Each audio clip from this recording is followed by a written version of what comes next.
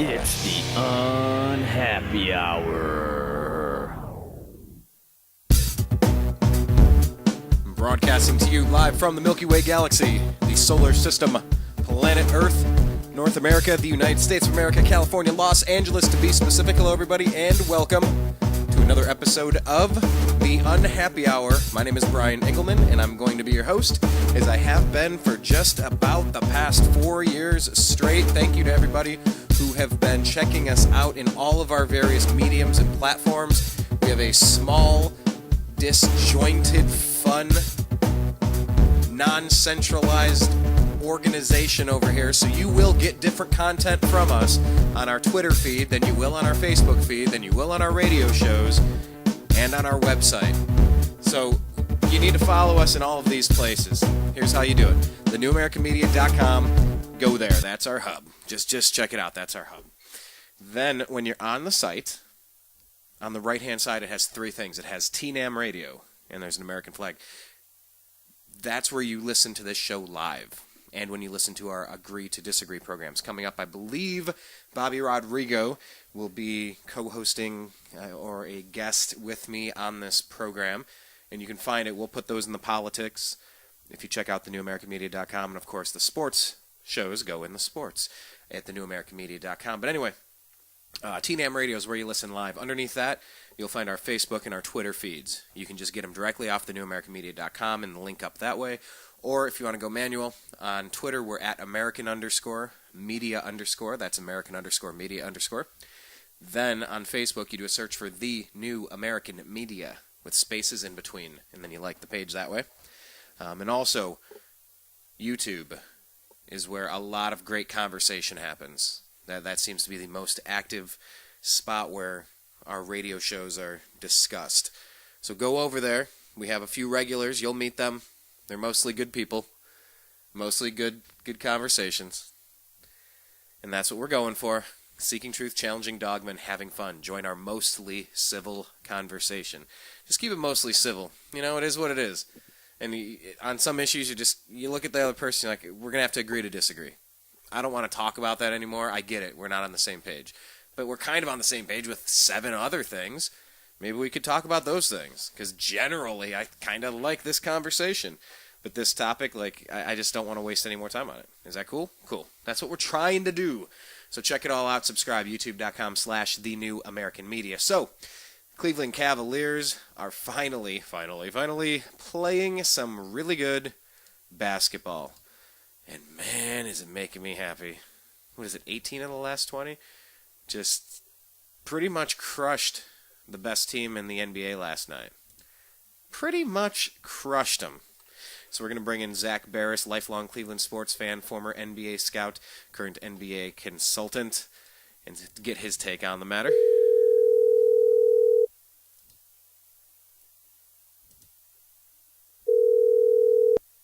Hey Brian, how you doing? I'm living the dream, Zach. How you doing? You're live on the air. I just got off a plane. Yes. So I just got out of the air. Well, all right. You just can't stay out of the air, man. No, man, I can't. Well, being in Cleveland, what is it, like 5 degrees? You want too much of that air? 16. 16 degrees? God almighty. It's supposed to be -8 tonight. I'm just excited to get back out of here and hopefully getting back my move to Southern California by September. So I can't deal with it any longer. And plus the Browns just signed Josh McCown, so I have no reason to renew my Browns season ticket. Oh, Josh McCown. He'll answer it. Wow. Yep. Unless, hold on. Because, I mean, it's pretty obvious that they're just not into Brian Hoyer. That's pretty obvious, yeah. I mean, he's done. They just signed McCown to a 3-year deal. Oh, wait, where'd he go? They just signed Josh McCown to a 3-year deal. The Browns did. So okay, I thought you were saying that Hoyer had signed somewhere else. Yeah, probably. And no, I mean, it's going to happen. Everybody's just saying it now on Twitter, like Schefter. He's done. Okay, well then, does Manziel come back and he's the starter for a year and you got to see what you have with him? You start with him, you stay with him. McCown's the backup and you draft a 2nd or 3rd or 4th round quarterback that you can groom. I don't know what's going to happen. I really don't. That's what I would do. Going to wind up starting. I don't think Manziel's good enough to start. I really don't. But I think we need to just completely understand that.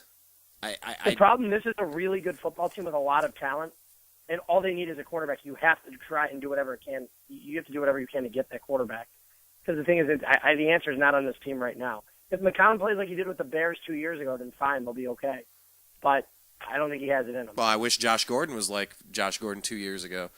Turns out we miss him for another season. But hey, let's get back to the Browns in a minute here, because the Cleveland Cavaliers are rocking it. They kind of dismantled the Warriors, even when the Warriors were making their runs. The Cavs just they had distance on him. LeBron was very aggressive, and you see what happens. Now he's taken the next day off. So anyway, talk about what we learned about the Cavs after playing the Warriors. Let's look at this too. The Cavaliers played far from a perfect game last night. It's not like the Warriors played crappy and the Cavaliers played great.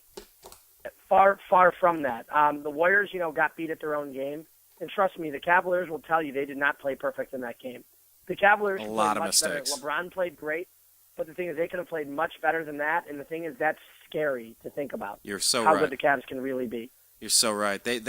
I was yelling at the TV a lot. They were making some boneheaded passes, the unforced turnovers. They gave up a lot of offensive rebounds. The rebounds, the second chance opportunities. You're going, oh, just block him. Oh! And like the drive penetration dump offs, for lay-ins or little baby hooks or dunks. Like I don't know how many of those I had to watch yesterday. 10, 20. Yeah, the Cavs can play a lot better than they did. And they still looked really good. And they still looked good. Talk about what we saw with LeBron. What kind of gear was that? The first 3 quarters, and even just the entire game, it was one of the most epic performances you will ever see. I was sitting there last night at Legacy Stadium over at the Palazzo in Vegas with a couple of my friends, and we're sitting there watching the game, and I go, guys, you better pay attention to this. This is one of these rare performances. He was just unstoppable. And then when he took that 35-footer at one point, I was like, if he drains this arena's just going to erupt. You know what it would have been? That would have been, when he did his heat check from damn near half court, he would have been doing that Michael Jordan, the shrugging of the shoulders against Portland. Like, I'm knocking all these threes in. I don't know, man. That was the shot, and I'm just going to say that was the FU shot. We're better than you. You can't stop me. And he missed it, but still. He came back, and at one point, I'm like, okay, just get him out of the game. He's tired. He needs a rest. And because he had that air ball, and then he came back, and he just started killing it again. I mean, that's the thing with LeBron, and this is just something we didn't see earlier in the season for LeBron. I'm just going to throw it out there. LeBron did not tear earlier in the season. He didn't play like he didn't have performances like this. Now that he tears, he's got his team. There is no stopping this team right now. They dismantled the best team in the West last night. It's their own game. And that's the thing what they do with them. It's not like they wound up. It's not like they wound up beating Golden State because they had an off night. J.R. Smith, Shumpert were fantastic on the defensive end last night. And this is another thing to look out for J.R. Smith, because this is the first – I've been noticing this almost every Cavs game. He had a bunch of opportunities to take open threes last night. Did he take them? No. What did he do? He passed the ball to LeBron. He passed the ball to Kyrie. That's exactly what he did. And this is a J.R. Smith we've never seen before. It's a J.R. Smith who cares. He doesn't care about how many shots he takes. He really doesn't. And you're seeing him with the steals too, like really like. That's the thing too. He's been averaging over 2 steals a night. I mean, he's been absolutely fantastic for the Cavs. And I still try to argue with people who go, he'll come back down to earth. And I go, guys, it's a different J.R. Smith. And has J.R. Smith has he ever played on a team with this much talent? That's another thing too. It's amazing. I was talking to someone earlier just on Twitter, going through it, and he goes, J.R. Smith's going to take 50 shots tonight. And I was like, he might tonight. He really might, because I'm not saying 50, but maybe 25 shots. This is a game for him to give that a shot with LeBron out and Kyrie out. Kevin Love, they're the 2 offensive options tonight, which he very well could. But the thing is, when it counts, here's the thing: when they needed him earlier in the year, a couple of weeks ago when LeBron was out, he was shooting the basketball. And even when LeBron first came, he was shooting the basketball. They needed him to score. They did. And he was getting it done. I mean, he's been phenomenal for the kids. And here's the thing. It's amazing, and this is something that we're going to relate to the Browns real quick.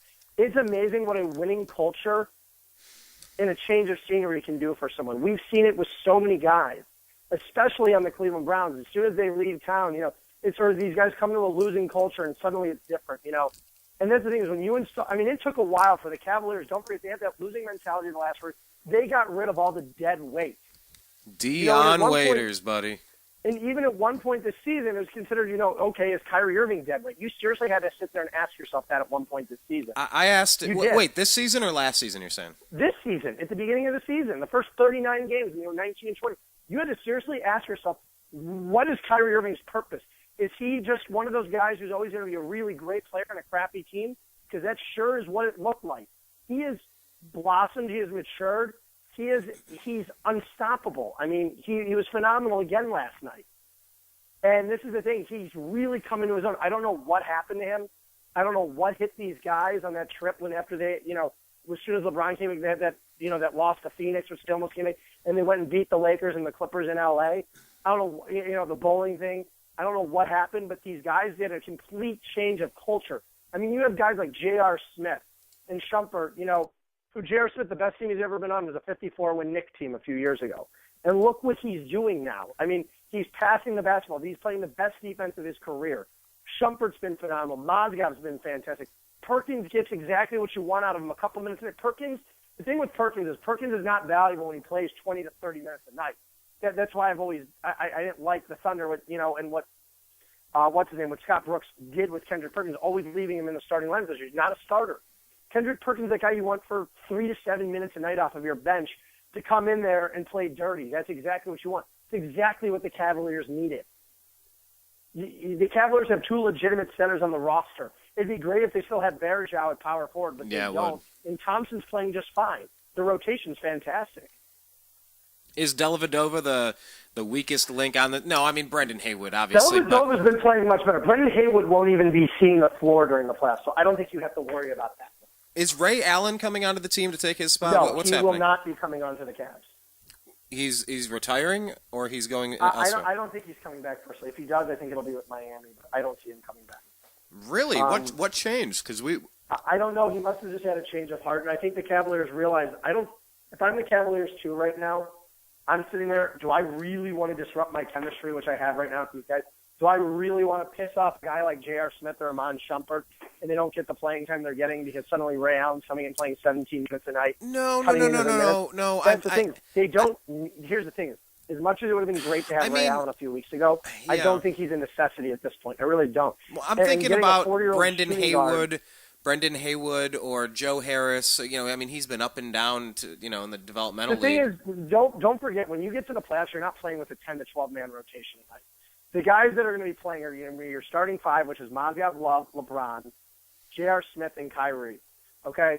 The other ones that will be in the rotation for the playoffs will be Tristan Thompson you'll have, basically is your 6th. Tristan Thompson and Amon Shumpert is your 6th and 7th guys, your first 2 off the bench. Then you'll have, basically, is Marion and Dellavedova. You won't see very much of Mike Miller. You won't see very much of James Jones. You won't see much of Brendan Haywood at all. Those are the 8 to 9 guys they will be playing in the playoffs. Or Marion and Dellavedova are 8 and 9. And you'll see Perkins get a couple minutes in there because they need him to be an enforcer at some point. Yeah, he gets the dirty work. To play him tough and up the intensity at max. He's not going to be averaging more than 5 minutes a game. And that's exactly what you want out of Kendrick Perkins. I think I saw him two quick fouls yesterday. Like as soon as I saw him in the game, he was. That's what he does, though. He comes in there. He dominates the paint defensively. That's what you want for a couple of minutes. He gets the fouls. He picks up. He's the guy. Like I said, I've never been a huge Kendrick Perkins, and honestly, I've hated him for years. You know that. Yeah. But I think he's a nice addition to his team in very, very limited minutes. And that's what they're doing. They haven't played in more than 2 minutes a night so far. And there could be games where there could be foul trouble or someone tweaks exactly. an ankle or something. You need a backup center. The Cavaliers fall apart without a center. We've seen that. We saw earlier this year when Varejao was on the team, and I specifically said at the beginning of the year, Varejao is not a center. He's a 4. He's a power forward. And I tried to reiterate that 100 times at the beginning of the year, and this is where the Cavs are going to be lacking. I've kind of felt the same way about Perkins, though, like as far as being a true center. He's a true center. I don't know, I guess. He's a true center. He just isn't that good. He just doesn't Maybe contribute anything on the offensive end, but the thing is the Cavaliers don't need him to contribute anything on the offensive end when you've got Kyrie, Love, and LeBron, and J.R. Smith. You've got 4 guys you can start, and that's what's been so great about Mozgov. I mean, here's the thing. Mozgov sometimes his hands of stone. He'll turn over the ball sometimes, but the thing is he can make some athletic plays, so he's a very, very good center, and he's clicking well with his team. A lot of alley-oops going on with him, a lot of quick cuts. backdoor screens. Like I've seen some nice athletic plays out of that big boy Mozgov. I he's have quick. too. I mean, yeah. He's I mean, that's the quick. thing with Mozgov. And Thompson's been playing. I mean, Thompson had 12 and 8 and 21 minutes off the bench last night. I mean, yeah, he was out of position a few plays defensively. I will say that because there's no doubt about that. He was out of position. Tristan, And I wasn't happy. I wasn't happy. He was out of position. I was getting frustrated. Tristan or Mozgov? No, Tristan. Oh, okay. Like the play where Draymond Green had a couple of dunks and Iguodala. Oh, yeah. Tristan was not supposed. Tristan was playing out of position. He just got caught up and he didn't do anything. But otherwise he was very solid last night. And the thing is, they're getting solid play from him. They really are. What made that? As you said earlier, I just wanted to kind of wrap that point up. When you said about LeBron, this is one of the most epic performances you will ever see. Elaborate on that. I mean, he was passing the ball so well. He was getting rebounds. His defense was fantastic. And he was making some of the most freakish shots you'll ever see. I mean, he was getting to the hoop, and you're like, there's no way. How can anyone finish here? I was sitting there last night watching Draymond Green defend him and watching Andre Iguodala defend him, and they go, you're watching two of the league's best defenders, and Draymond Green is the league's best defensive player this year. Okay, and Iguodala is up there too. Iguodala is a very good defensive player, and I said, how do you stop that? I mean, there's no way he should have been able to make those shots. Where would you say last night's game ranks in LeBron's career as far as epic games? Because he's had quite a few over the past. So many of them, I can't even tell you. I mean, that's the problem. There's so many of them. Would you say that he has a singular moment in epic game? Is it that game in the playoffs against the Pistons? Tough to say. It's such an amazing career. That's my most memorable one. Yeah, that's my most memorable one. At least, for me personally. But the game yesterday. I know. I like this question. We're asking it live on the air, but if you guys want to leave your comments below, we like it on the YouTube page, youtube.com/The New American Media. Leave your comments below. Start inviting your friends to engage you in the conversations about this subject matter on that same page. Zach on Twitter, he's at Z Baris. That's ZBARIS, and we're at American_media_. Zach, the game that he had yesterday, why did LeBron come out with the intensity that he has? It's something that was completely lacking the first couple weeks of the season. Of course, he took the time off and he came back a much different, much better player. But yesterday was different. It felt like a Game 7. That felt like a Game 7. Explain why you think LeBron kicked his game up that way against the Warriors, who held the best record. He's in kill mode right now, and when he does this, he's unstoppable. He can't play like this 82 games a year. No one can. Right. But he's saving his best play for now, which is certainly I think we saw it earlier in the season. He just didn't care. I don't think any of these guys. They were still gelling. They realized it doesn't matter. And here's the thing: is I have a feeling they're gonna coast to the 2 seed. I really see them getting to the 2 seed with no problem. Yeah, that's nothing. I just washed a pack of gum in my laundry, so good for that. But that's the biggest travesty. What? That's the biggest travesty of it all. Yeah. Well, I've never done that before. I left it in my sweatpants, and when I got off the plane, I went and washed them, and then I washed a pack of gum. Yeah, I'm trying to think what gum all over the machine. What though? I turned an entire batch of something pink, which was really bad because, I mean, with a house full of three men, who would want to wear pink?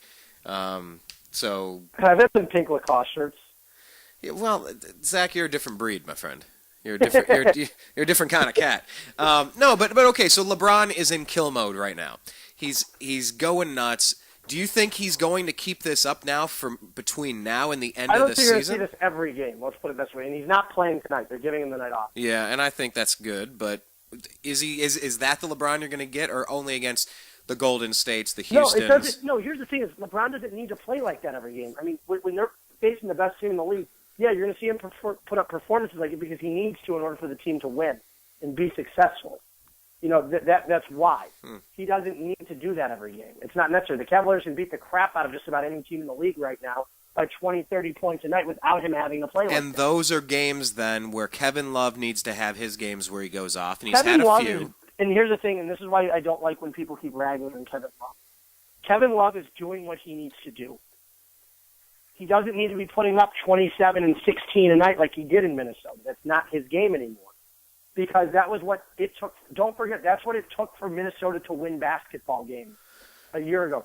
He needed to put up ridiculous numbers for Minnesota to win because he wasn't on a good basketball team.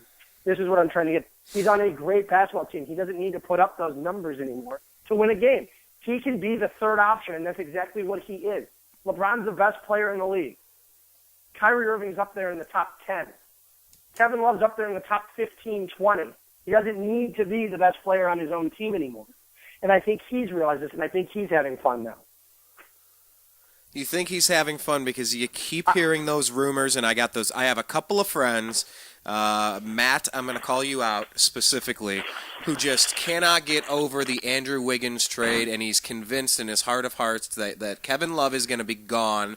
And no, he won't hold on, be. it gets better. So Matt believes strongly, with every ounce of his being, Kevin Love will be gone after this season, and Andrew Wiggins will win at least one MVP in the NBA and be that type of transcendental generational player. I'm going to give you this right now. If the Cavaliers would have never made that trade, they would have gone into the season with Andrew Wiggins. They would not be anywhere near a championship contender. Go rewatch, and I beg you to go rewatch the Chicago Bulls game the night before the All-Star break when Kevin Love was out. Go watch that game and tell me the Cavaliers don't need Kevin Love. They miss him dearly. He might not be doing everything, but the thing is he still draws double teams, and he spaces the floor like no other. He really does. Is that what happened, or was it that we had checked out at that Chicago game? It was, Brian, watch it. Without Kevin Love, they don't space the floor like they do. That's the thing. That's why their big three is so good. They space the floor so unbelievably well. Would you say the same or worse or better than in Miami? I would say so far the first year it's been better in Cleveland than it was in Miami. Okay, first year Miami, so first year in Cleveland is don't better. Forget, once those guys got clicking and they started playing there, don't forget, Miami added a lot of pieces in those 4 years, especially by year 2 or 3. Especially by year 3 when the year they beat the Spurs. Miami added a lot of pieces. Don't forget they added Shane Battier throughout the time. They added Ray Allen. They added Chris Anderson. They added Norris Cole. They added a lot of guys. And those guys played some key minutes, made some key plays. Exactly. And don't forget the Cavaliers were a team at the beginning of this LeBron era that was LeBron, Kyrie, and Love, and Tristan Thompson, and Anderson Varejao. You had 5 guys you wanted to go to the future with, really, on that team. Okay? You've added guys, you've added core pieces in Shumpert, Mozgov, and J.R. Smith. Guys that are very, very, very good complementary pieces to what they already have. And Perkins, who's been there and won it before. Exactly. Here's the thing. The tough attitude as well. Here's the thing. Let me bring this up to you. Has Mozgov been to the playoffs? Yes, with Denver. He's been to the playoffs. Has Kevin Love been to the playoffs? No. And has Kyrie been to the playoffs? No. But has LeBron won 2 titles? Yes. And he's been to the championship 5 times. Right, okay? But don't forget. Here's the thing, though. I'm saying that this is what you got. Rather than going into a team when you had a bunch of guys who had no playoff experience going into it, J.R. Smith has been to the playoffs multiple times. Sean Marion has a ring. Kendrick Perkins has a ring. Mike Miller has a ring. James Jones has a ring. That's what I'm trying to get at here is you go and look at their bench now, and you look at this team, almost every single player other than 2 guys in Dellavedova have have playoff experience, and about half of them have won a ring. Well, Kyrie, for the fact that he hasn't been in the playoffs, he was MVP of the All-Star game. He is used to playing under the big lights. He won the He's been with Team USA MVP that's what I'm getting at is, and the title over there. Kevin Love's been with Team USA. They're going to be just fine. I mean, here's the thing. I think people are sleeping on Atlanta. I don't think people think Atlanta is really as good as they are. Atlanta's a very, very good basketball team. They're the only team that would worry me in the East. And like I said, I'm still not worried. Here's the thing. I'd take LeBron over any one of Atlanta's 4 guys on any given night. If we did a matchup by matchup and you took Teague against Kyrie, I'm going to go with Kyrie any night over Teague. And Teague is a very good player. Okay? You want to go with, let's go to shooting guard. what's his name? Oh, God, he played with Oklahoma City. I'm sorry, I just got off a plane. I got like 3 hours of sleep. I was in Vegas. Cephalosha. Okay, Cephalosha against J.R. Smith. I'd take J.R. LeBron against Kyle Korver. Oh, I wonder who you're going to take on that one. Yeah, Korver, of course. Love. Millsap's a great player, but Kevin Love is Kevin Love. And, of course, I would take Horford over Mozgov. But I'm saying, piece for piece, I think Atlanta's bench is too weak to beat the Cavs. I think the Cavs' bench right now is playing very well. Also, you're going to get all these guys healthy by playoff time, too. I think the Cavaliers are really the team to beat in the East, and I think they're the team to beat for the finals right now, too. I mean, San Antonio, I don't think they're going to have to worry about facing San Antonio again this year. They look kind of done. Now, I could be completely wrong. They could be back there in the finals. They very well could be. But they don't look like a team that's going to be in the finals. Yeah, right we've now. said that how many times before, A couple times, but here's the thing. San Antonio, I think the West is better than it has been in years past. I think this year you could finally see a Memphis come out, but I think it's going to be Golden State. But the thing is, Golden State's beatable, too, in the playoffs. So, these teams in the West this year are really going to just beat the crap out of each other now that Oklahoma City has added some guys. I don't see Oklahoma City going to the finals, especially now with Deion Waiters playing valuable minutes. I'm sorry, he just sucks. Man, I had to deal with him for how many years, and you could see the talent. He had potential, and it was just, I don't know, boneheaded comes to mind. The one game where I finally said, okay, I was wrong about Deion Waiters was the Clippers game when he put up 32 points that I was at. And in his rookie season, I go, okay, maybe this kid could be a star. He has that potential. But he's such a selfish player, and he's got such a street ball mind, he's never going to reach that point. He's had the chance to play with LeBron freaking James, Kyrie Irving, Kevin Love, Russell Westbrook, Serge Ibaka, and Kevin Durant in his first 3 years in the league on his team. Yeah, that's pretty crazy. Are you kidding me? That's crazy.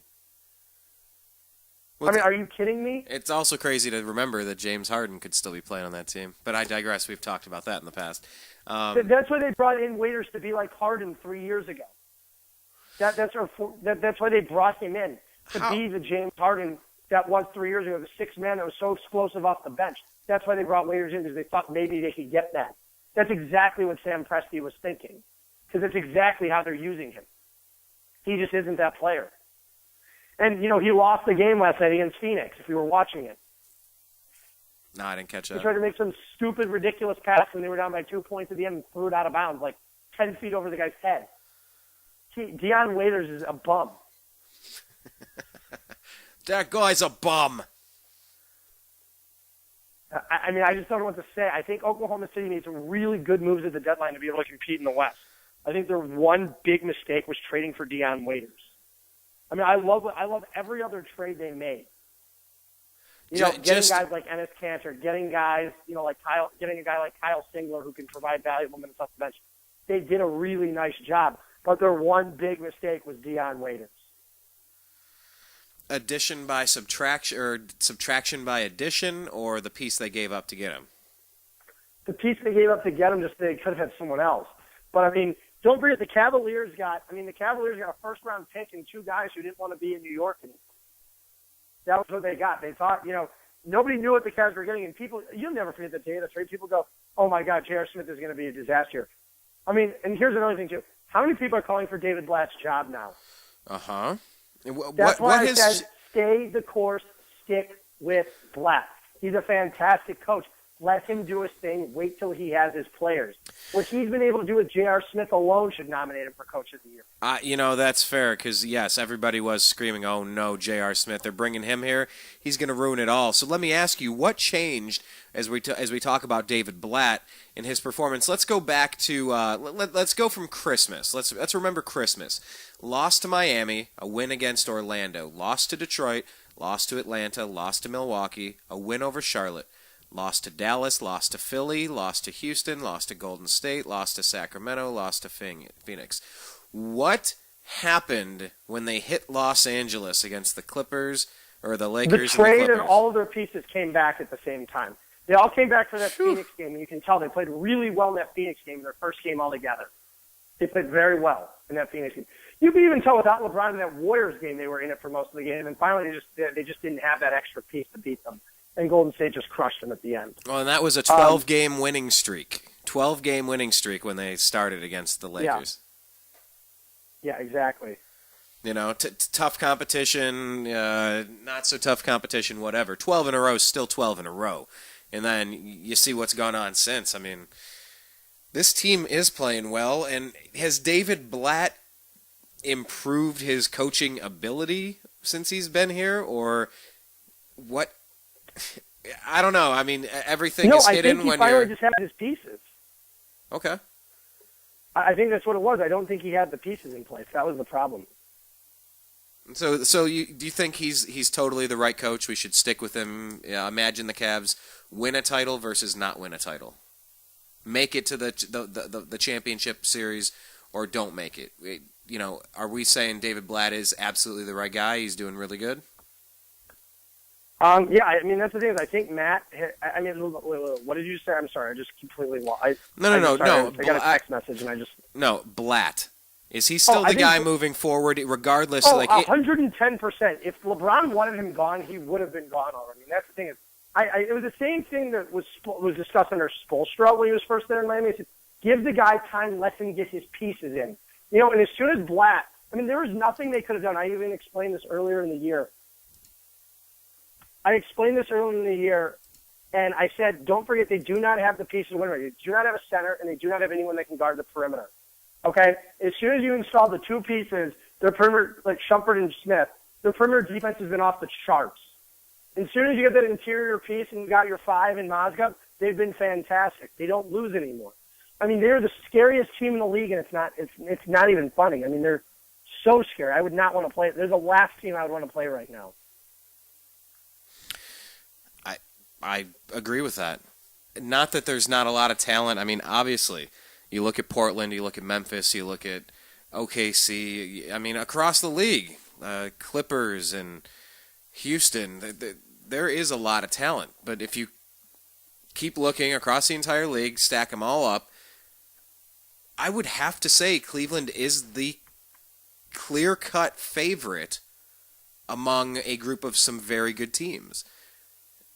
Is that the homer in me, or it's here now? It's not the homer in me. I mean, I would tell you. I mean, I've been brutally honest about the Cavs this season. You know that. Oh, they were terrible that first month. I couldn't understand what they were doing. I thought for a while that they weren't going to make the playoffs.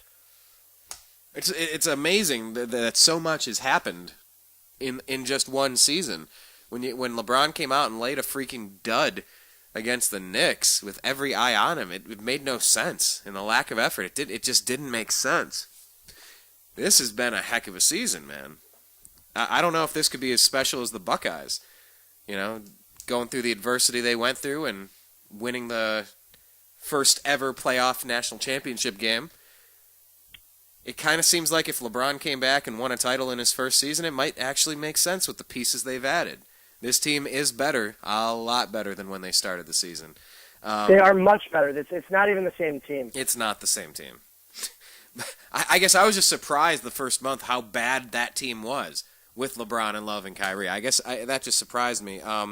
It surprised everyone, but looking back at it, it's not surprising anymore. Because?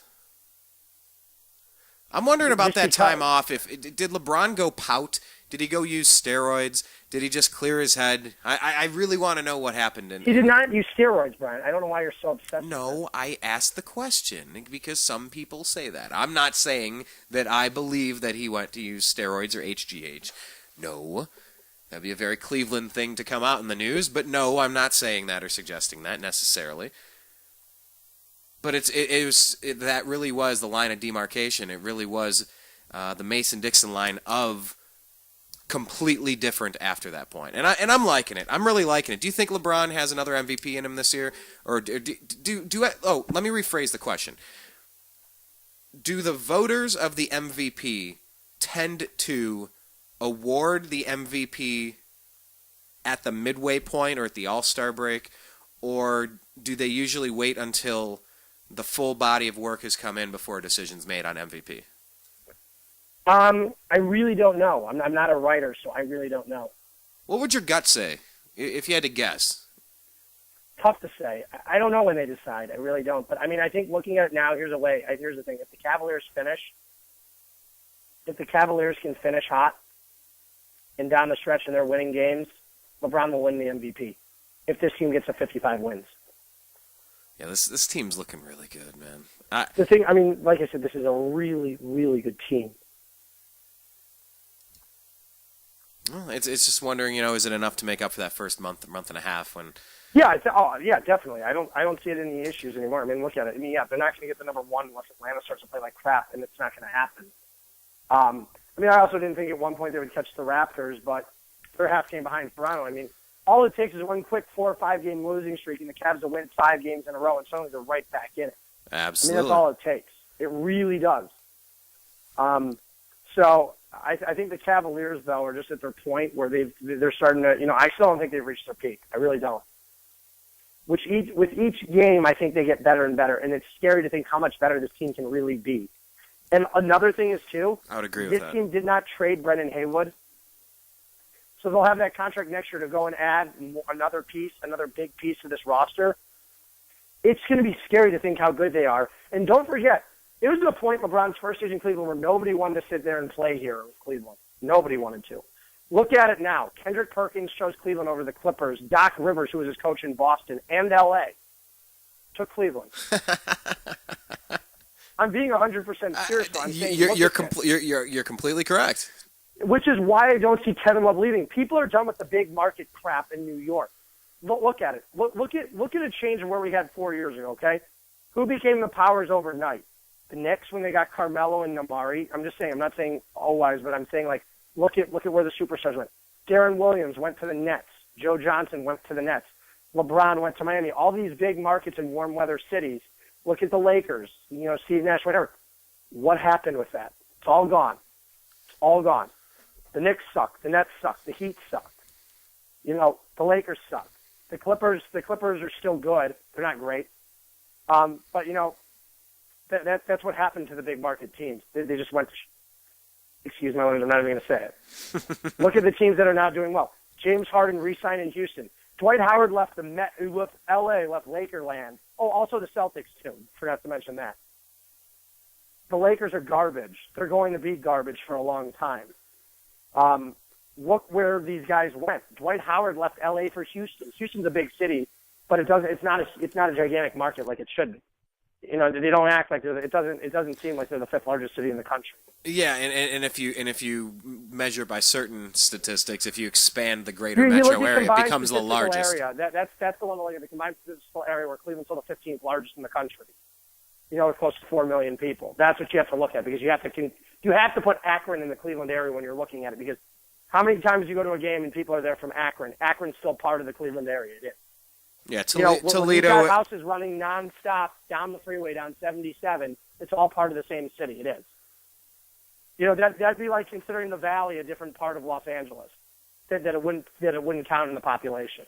That's how it would. I mean, that's how you'd have to do it. And obviously Toledo and Columbus and Dayton, those are not parts. Toledo and Columbus are not part of the Cleveland area. No, they are not. They're not. They're not considered it. Toledo's 100 miles away, and Columbus is 125 miles away. Just like Inland Empire, that's not part of L.A., but, No, it's not. They consider that it's Ontario Riverside. It's a completely different city. So, the landscape of the NBA now, what caused this, and what's going to happen in the next CBA? Because you're hearing... Well, that's the thing is, I just don't see... I mean, here's the thing. If the Knicks get screwed on their draft pick, I don't... And here's the thing. I think all the garbage talk about LeBron, I mean, it's just... The New York writers speculating LeBron's going to New York once again. Let him do it. If he was going to do it, he would have already done it. I think LeBron enjoys playing in the Garden. I think it would wear him out, though, playing in New York. He's beloved by his Cleveland fans again. I cannot see him shunning his Cleveland fans again. Even after a title? No. Why would he do it? What's he going to do? He's 35, 36 in New York? And go and play with the Knicks at the tail end of his career so he can go play in the Garden? You got to be kidding me. Why? Only because you can't control the actions of other people. You never really know, and LeBron's burned us before. I just don't see it happening. All right, I don't either. He can do whatever he wants, but LeBron's here to stay, and I think he's finally happy in Cleveland again. They're winning basketball games. They really are. I mean, he's been huge for the city. He really has been since the return. Absolutely. wrap up the best and worst trades at the deadline. You said the obviously, Kendrick Perkins was a nice pickup for the Cavs. I don't understand what Milwaukee did trading Brandon Knight away. I mean, I do get it, but I don't like it. Brandon Knight's he's a future All-Star. He really is. I would have never said that a year ago, but I'm saying that now. And Milwaukee's so young. Why would you go and trade him? I get it that it likes Michael Carter Williams, but Carter Williams cannot shoot. I like the trade for Phoenix and the fact that they now have two really good guards in their backcourt. Dragic was going to leave anyway, and Isaiah Thomas wasn't a fit. So, yeah, good move by Phoenix. I like that one. Looking at other winners, I think Boston made out well getting Isaiah Thomas with really giving up nothing. If you look at that trade over the summer, where they got Tyler Zeller, and by the way, Tyler Zeller's having a great season. Yeah, I've been noticing that. I mean, good for him. He was always the Cavaliers had Zeller this year. Oh my God! I mean, he would have been a perfect fit with this team. He really would have been. He's having all they needed was Zeller would have been a perfect fit with this team. But they didn't have a choice. They had to get him up. They had to get under the cap. They didn't have a choice. All right, fair. They had to do it to acquire LeBron. They had to create the cap space to sign LeBron. They did not have a choice. I don't know. Zach, I think it would be better if we had Zeller instead of LeBron. I'm just putting it out there. He's pretty well-rounded. He's coached very well. That's where all the Wiggins guys come in. You will shut up every Wiggins homer the day the Cavaliers win. If the Cavaliers win the NBA championship this year, I don't ever want to hear any Andrew Wiggins trade again because each team will have won that trade. The Cavaliers will have gotten their ring, and Minnesota will have gotten their future star. That's fine with me. But here's the thing. If Wiggins is here, Wiggins still is not a valuable player. He has some good games here and there, but he's not Kevin Love. If he was Kevin Love, do you think Minnesota, who had Thaddeus Young, Anthony Bennett, and a couple of other, and Mo Williams this season, would be a 10-win basketball team? No. They were over 500 last year with Kevin Love. They didn't lose anyone else. Kevin Love is the only player they lost. That's another thing which I'm trying to get. Kevin Love is the only player they lost going into the season. And they are way, way, way worse without him than they are with, they're way worse without him than they are with him. They were a decent basketball team last year. They're not even close to a decent basketball team this year. Because remember, wasn't it last year they had, the Knicks are technically the worst with 10 wins, and then you have Minnesota with 3 wins, but their percentage. They're the worst team in the league for a reason. Last year, there were a whole ton of one-point games. I remember that. And weren't the Timberwolves on the wrong side of a couple of those? And that's another thing. They could have easily been a 53, 54 win team. They had like 15 losses by 1 point or something.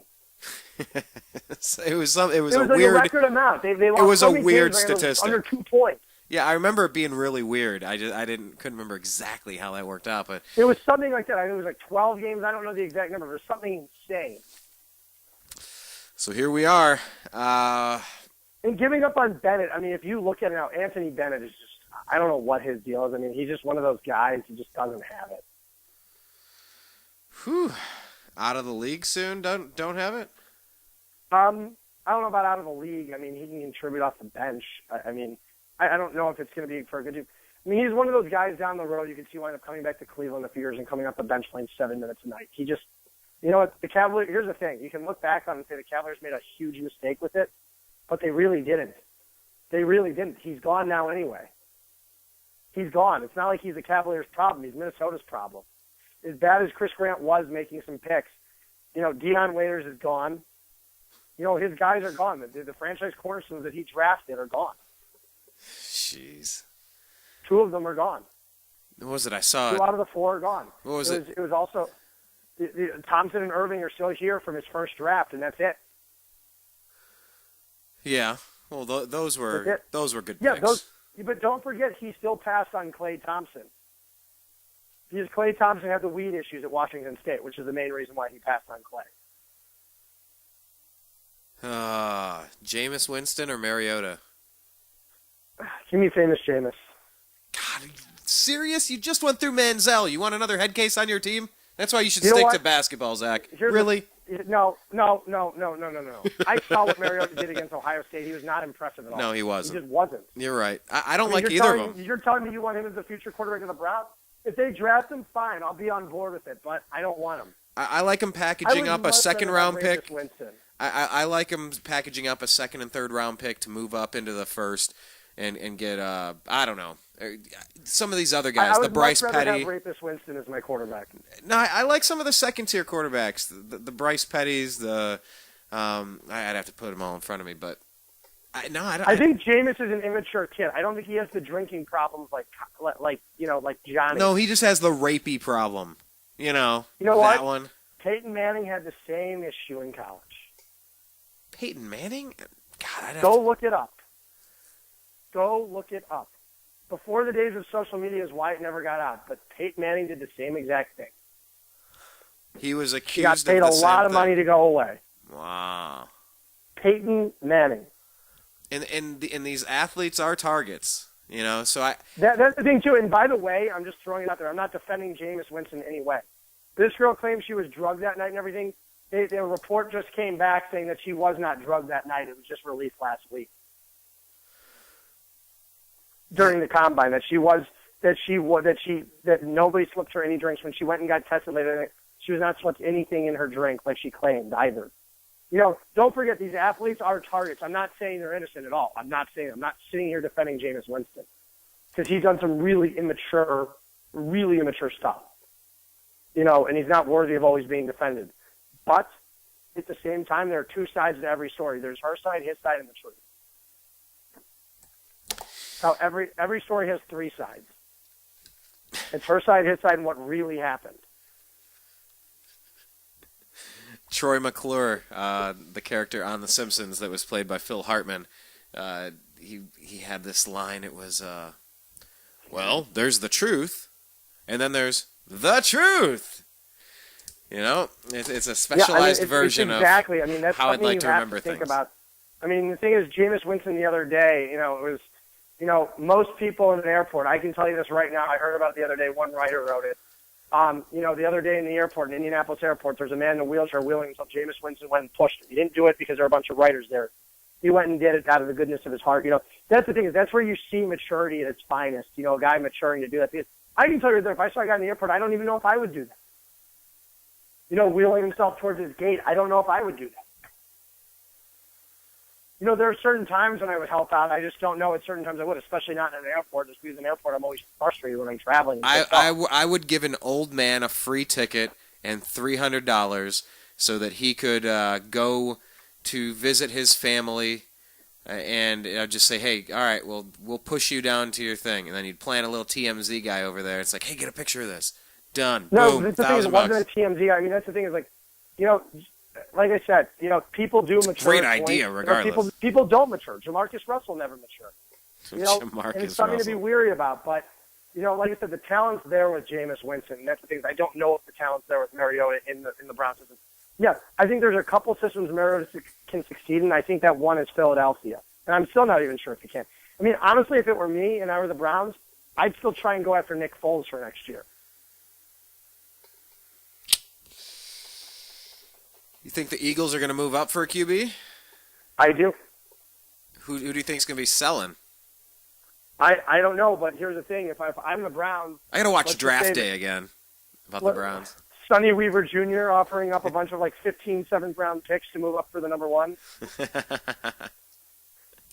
was a good movie, but very unrealistic. I remember watching it in theaters. I go, 3 second-round picks for a top 6 pick? Are you kidding me? I go, who would do that? I'm like, I'd get it for number 15, but number 6?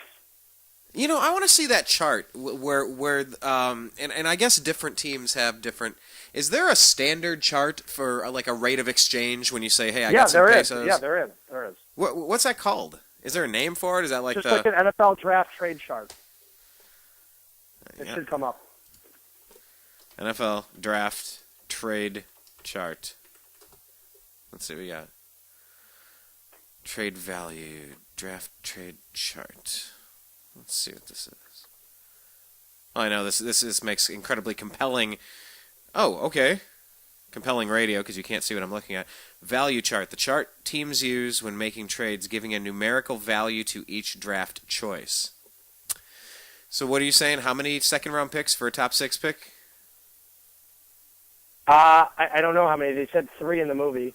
Well, if there's the number 1 pick Oh, come on, ad choice. Hola, soy George. No, hola. Move out of my... I'm trying to read this. And they have this little ad thing right over top of the number. 30... Looks like 3,000 maybe is for the first round pick, and the number 6 pick is 1,600. So if you took 3 second round picks, they're 580, 560, and 550. 5, 10, 15, 16. 3 top picks in round 2 equals a number 6. Anyway, actually, according to this, it looks like 1,600 for 1,600. Hola, soy George Oh my Rapicaboli y gosh, soy that is a horrible site. Okay, but anyway, yeah, I gotta watch the movie. What are you on porn, Brian, or what? Hola. Hola, ¿cómo está? Bien, Hello, ¿cómo gracias. te baño? ¿Y tú?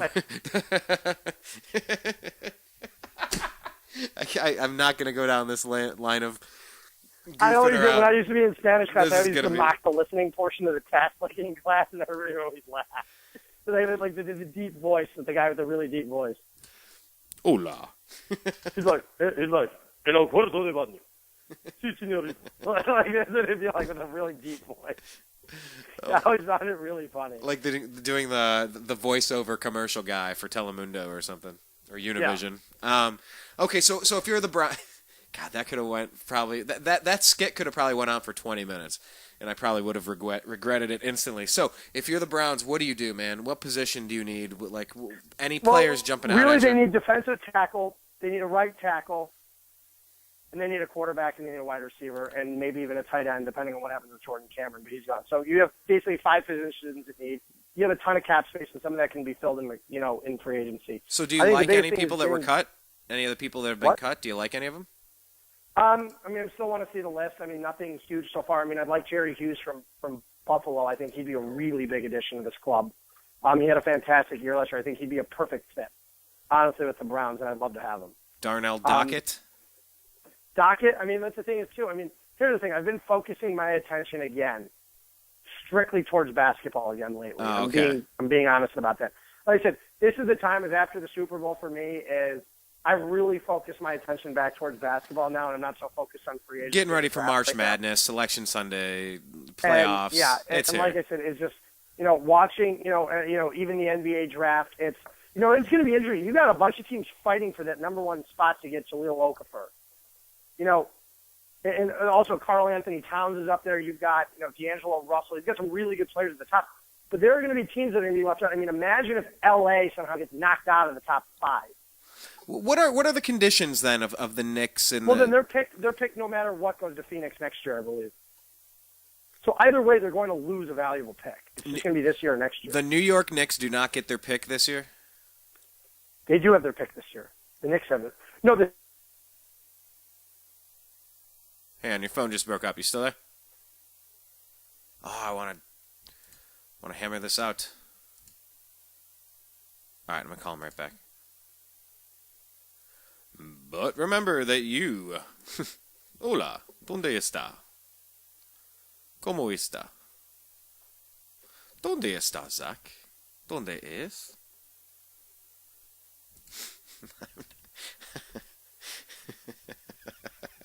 I'm a little too far removed from my Spanish classes to continue this. Although I'm looking over here on my resource guide in the office, I have a couple Spanish books, some interactive DVDs and CDs. All right, let me get Zach back on because I want to make sure I understand these. Make sure that I understand these trades. Who's going to get screwed and who's trying for what? Because this is the insight you wanted Zak Baris for. I don't know what happened. You know what? We were getting a little too close to the truth, I think. I think the NSA did it. That's what's going on. We're talking too much truth about these trades. So break down who loses picks if something happens and who has what and who's trying to get what. Right now the Lakers are the one team in the top 5 that'll lose the pick. But Philadelphia is but explain it for lay it out. So the Lakers have I believe it's top 5 protected this year. And I don't know if there's any protection on it next year because I think Phoenix would have had it in the Nash trade. Phoenix traded it for Brandon Knight. Milwaukee wound up moving it to Philadelphia for Michael Carter-Williams in the process. So if the Lakers are currently sitting with a .268 winning percentage, beneath them are Minnesota, New York, Philadelphia, So that's 1, 2, 3. They would be the fourth worst team. What would that mean for them So if that they means finished? if two teams jump them, or if one team, if there are two teams jump them, they pick 6. The pick goes to Philadelphia. The thing is, LA desperately needs to start this rebuild now. Not trade the pick for an establishment. Start the rebuild now and build the right way. Yeah. You have to. You at least have to get trade assets, and by drafting these guys, you suddenly have assets. You've got an asset in Julius Randle. He's your only asset on the entire team right now. You don't have anyone that's even tradable. Powell's gone. The only asset this team has is Julius Randle. You have to add another one. Let's say here's a scary thought about the Knicks. Let's say the Knicks get the number 1 overall pick. They draft Jahlil Okafor, and they go out and somehow sign Marc Gasol in free agency. They're suddenly back. I'm not saying they're going to win a championship with that team, but suddenly New York is back on the map, and Phil Jackson's done his job. That quick? That quickly, if they can sign Marc Gasol. But if they sign Marc Gasol and if they win the lottery to get the number 1 overall pick, it's a lot of big ifs. Yeah, then you have a strong 3. Right? Honestly, it's a Cavaliers scenario. If you want to land the number 1 overall pick, just give your pick to the Cavs and have them win it for you. Now, how many picks did the Cavs officially give away in this whole wheeling dealing? Well, I don't even know how many. It was so many. They gave away the Memphis pick. But the thing is, when it's all said and done, if they get a championship out of this, no, that's true. Who cares? But the Memphis pick, for years, my understanding was this could be really, really good. Yeah, it is, but the thing is they got Mozgov out of it, and is that pick necessarily going to beat Mozgov, or do you want to wait 5 years to get it? Where would you draft? Where would a talent like Mozgov be drafted generally? He was drafted in the first round. Are we talking pick 10, 20, 30? Here's the thing. If you have a player that's going to contribute like that, middle to back end of the lottery, like he's been contributing, that's a middle to back end of the lottery player, depending on which draft. In a really good draft, it's back end of the lottery. In a bad draft, it's middle lottery. It's 7, 8, 9. That's what he's contributing like. LeBron and Kyrie are playing like number 1 overall picks. Tristan's contributing when he plays. He's coming up the bench, but he's contributing like a middle lottery guy. Middle to the end of the lottery. Don't forget, you get guys that come up there and they play like a top 5, top 6 pick. I'm not saying Tristan's that guy. I'm saying Tristan's more of the line of a lottery pick. Like he would be selected in the lottery year after year. There are not 15 guys in every draft that are better than Tristan Thompson. There aren't. So that stays at value. Anthony Bennett, I don't even know looking back if he'd even be drafted in the top 25. Jeez. Was it that year? Wiggins That would year be was a number 1 overall pick. Yeah. Wiggins would be a top 3 pick in most drafts. I don't know if he'd guarantee number 1, but he'd be up there. Let's put it that way. He'd never fall below 3.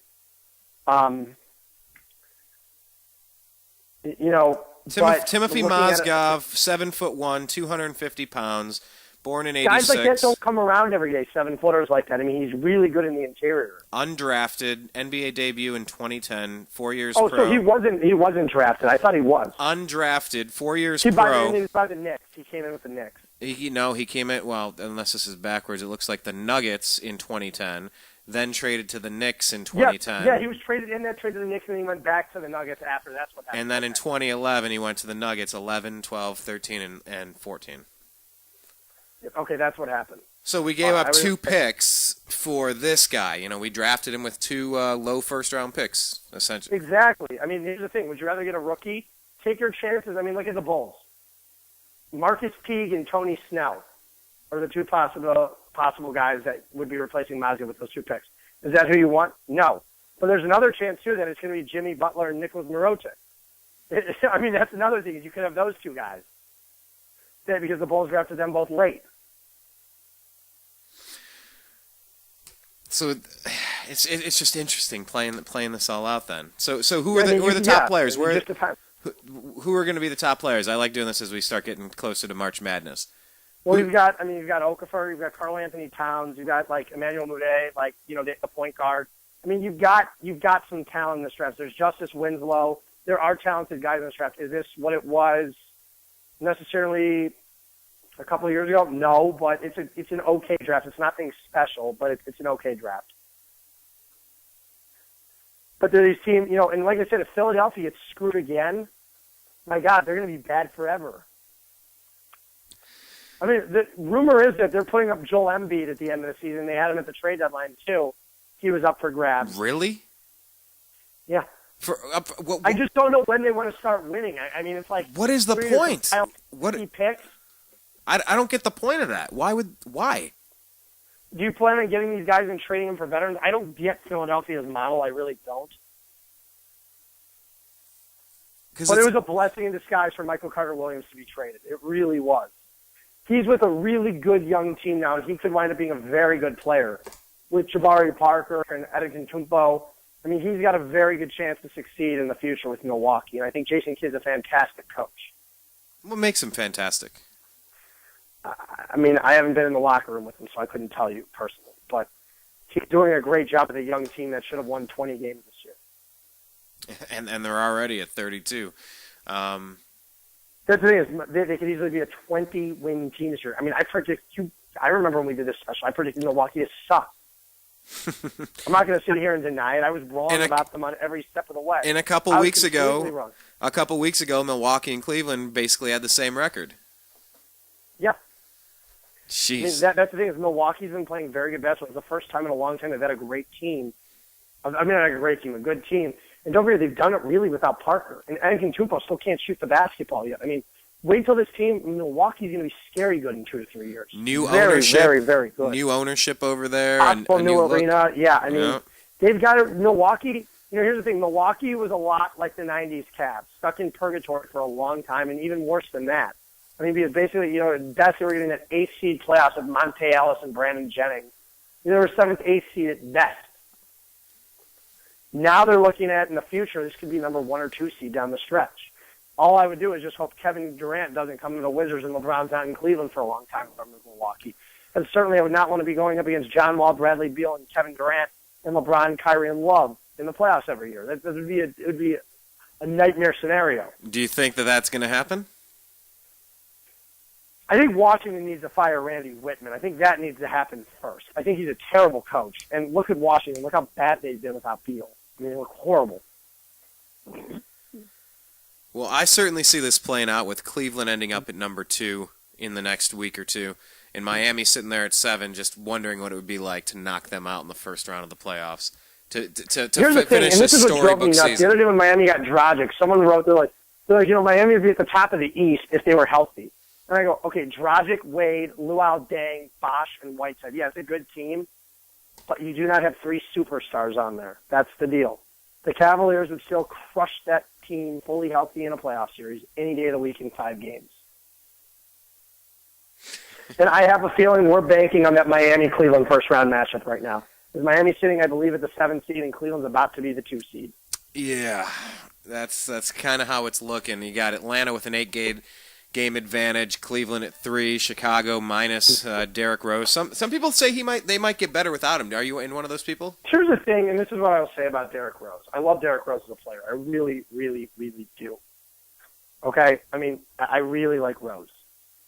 But here's the thing. This season, looking at advanced statistics, he's only contributed to 1.4 win shares.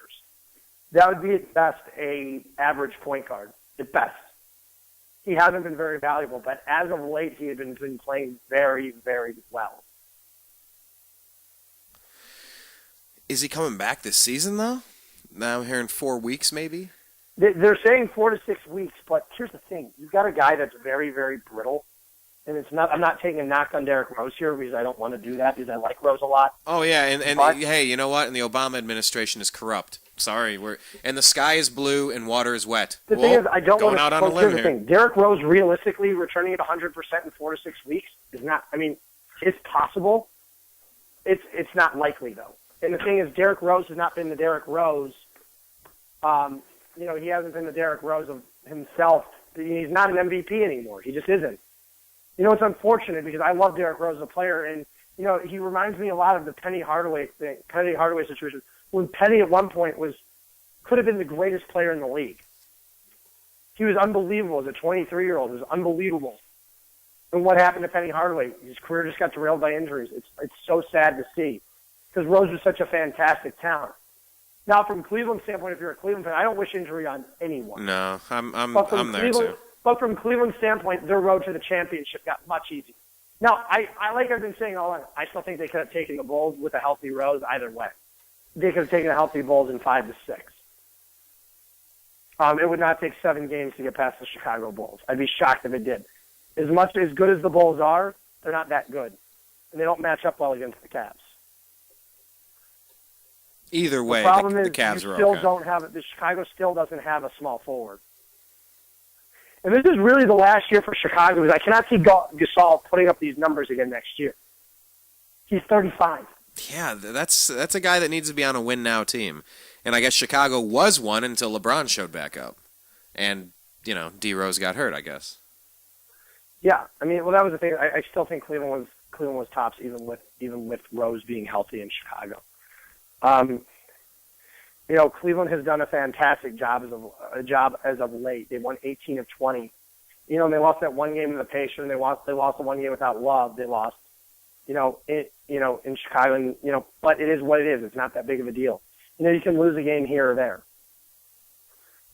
When you go up against these powers and you're putting fear into them last night, when you watch how frustrated Steve Kerr was and you watch these teams go, holy crap, the Cavaliers are this good.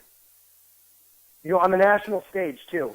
Yeah, I really felt like this was LeBron's redemption. Ago. Don't forget, they beat the crap out of Memphis a few weeks ago. They clobbered Golden State last night, and they didn't even put up their best effort. They beat Oklahoma City by double digits. I mean, they're wiping away the West right now when they have to, and they're doing what they're doing when they care. The thing is, the regular season just doesn't matter that much. I mean, you look at Miami, they were not the number 1 seed every year. It didn't matter. It didn't matter. Miami was going to win either way. They were the most talented team. And in a 7-game series, say about 85% of the time, the most talented team wins. So that's the place. Because it's not like football where it's any given Sunday, and you go, okay, you know what? The New England Patriots are just knocked off by the Cleveland Browns on a Sunday. At home, when a couple of years ago when the Browns almost beat them. It doesn't, or a few years ago when the Browns wound up clobbering them 34 to 14 or whatever it was. It's any given Sunday that can happen. Is it likely to happen 4 out of 7 times that the Browns beat the Patriots? No, it probably happened 1 out of 7 times. But in a best-of-7 series, it gives the best team an advantage to win the series. Well, we have a lot of these games that are coming up. They're going to be on the road. We're at Indiana now. We're up by a few. Then at Houston, home against Boston, away against Toronto, away at Atlanta, at home against Phoenix, away at Dallas, away at San Antonio. Weeks, but like I said, I'm not expecting them to go 9-1 or 10-0 over the next couple of games. They're going to be resting players. They want to get this team healthy. That's what matters. Get them healthy for the playoffs and get this 2 seed. You'll get it. Yeah, I mean, Raptors, Rockets, Hawks, Spurs, Mavericks. These are some really strong, solid teams. And yeah, I mean, it is more important to be healthy, but it's going to be fun, man. I think the Cavs are in a very good place. I think they're in about maybe not the best place they could possibly be. I think give them another season to make some moves, but what they've done already is pretty amazing, and it's a very well-rounded, dare I almost say deep team that'll be getting Verjao back next year. Go figure. So I don't know. Do you have anything that we should be watching in March Madness? Let's wrap it up with that one today. Just the conference tournaments are about to start. I think you're going to see a lot. I think it's going to be a lot of fun this year. I really do. I mean, the tournament's fun every year. Especially Cleveland's hosting the Sweet 16 and the Elite 8 this year. They've got the Midwest region, and it'll be fun to watch teams like Kentucky. Kentucky will probably be playing in Cleveland as long as they don't lose. They'll get Kentucky, and depending on the 2 seed. But I think you're going to see a lot of fun. I think it's going to be a lot of fun this year. When was the last time they were in Cleveland? Is it? I cannot tell you the last time Kentucky was in Cleveland. I remember I was at the NCAA tournament. I flew in a few years ago, back when I was still living in L.A., when Ohio State was playing here, Syracuse was playing. That was like 2011. Oh, we almost went to that game. I remember that one. You were trying to get something to happen and whatever. It was Ohio State in Cleveland. I wound up going to that game. And then I was at, and then 2 years ago, I was at Ohio State, Arizona, in LA, which was my dream scenario. I think that's the one, yeah. It was funny. Last night I was at Legacy Stadium at the Palazzo, and I ran into this a group of Arizona fans, all in their 60s, 70s. And the guy was wearing an Arizona shirt, and I was like, bear down. He's like, did you go to Arizona? I said, yeah, I went to Arizona. So we were talking for a few minutes. And he goes, will you come over and sing Bear Down with us? And, before the game starts to tip off. And I go, yeah, I'll come over. They were in the, like, right next to us. And they go, you swear you will? I was like, I promise I will. The guy goes, come over here, like 20 minutes later. I go over to sing the fight song with him, and he looked at me. They all stopped singing. I'm singing. They're like, look, we just want to make sure you know the words. We really make sure you're a Wildcat. I'm like, of course I know the words. I was like, during basketball practice, we used to sing this every day. I was like, it's funny just running it. This is the time I love about March Madness and college basketball, because this is when everybody's so into it. So it was a lot of fun. No, It'd be great that I was watching the Cavs game, but that's awesome. Tell us in the last 30 seconds here, who's winning it all? Make an early prediction. Who do you like? Brian, you'll be at my apartment for a parade down East 9th in Euclid in a couple of months. So get your flight booked. No. I think I decided who's going to win it all. No, I got that one. I mean in March Madness. Yes, I will be there at the parade. As much as I'd love to see Arizona win it this year because they're my team, I just can't see it happening with Kentucky playing as well as they are. They look unbeatable. So I'm going to go with Kentucky Wildcats. All right. Well, we'll see how it plays out. out. We'll do our Final Four. We'll do our preview special and our bracket special in a couple of days, maybe next week. All right. Once the conference tournaments are over, after this week, then we can get it started and go over it. All right, the bracket special coming up. Zak Baris, you heard him, everybody. Make sure you're following him on Twitter. He's at ZBaris. That's ZBARIS. Zach, appreciate your time, and we'll be talking with you again in a few, buddy. Thanks as always, Brian. All right, take care. Be safe and stay warm. All right, we'll be back on the other side. Take just a moment, and we're going to talk with, I believe, Bobby Rodrigo about secret detention centers in Chicago where people are being tortured. Have you heard about this? You might want to look around on this.